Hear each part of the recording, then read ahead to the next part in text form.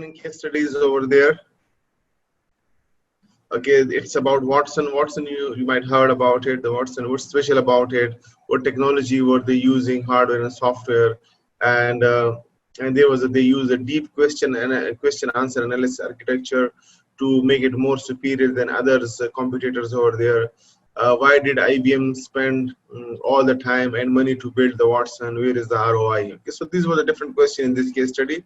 So if you like, you can go for it. Okay, the high level architecture of IBM Watson, that how they were working.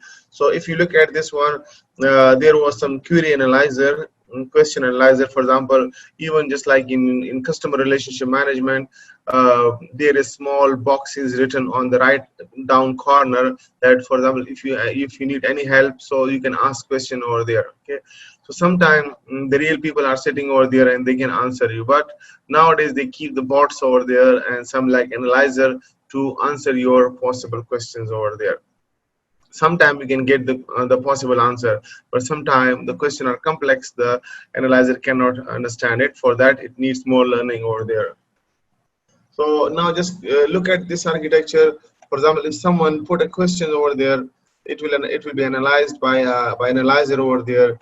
The question will be broken down into different parts. Decomposition means breaking down the question into different parts. If one sentence has many questions over there, and they will generate the hypothesis generation, primary hypothesis over there. Okay, and then and it will be consulted with this answers choices. For example, if someone put the question, it will search into the primary search into the answer choices. If it is available, that's fine. If it is not available, then it will like candidate answer generation. If there is any other alternatives for that one, it will go for it. And then it will do filtering as well. Sometimes the answer has many information, so you will match the questions and the answer and do the filtering accordingly over there. And after you get the filtering, there is a next step over there for the Watson IBM they were doing over there, hypothesis and evidence scoring. Like for example, the answer I got it, how much score it, how much accurate it is over there. So they will find some evidence sources, support evidence retrieval over there, that according to the evidence my question answer is correct over there, and deep evidence scoring over there. So deep learning, as I told you, what is the deep learning?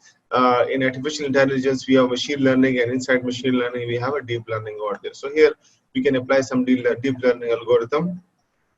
And after all this analysis over there, you synthesize this, you divide all this answer of that one, you can train a model over there.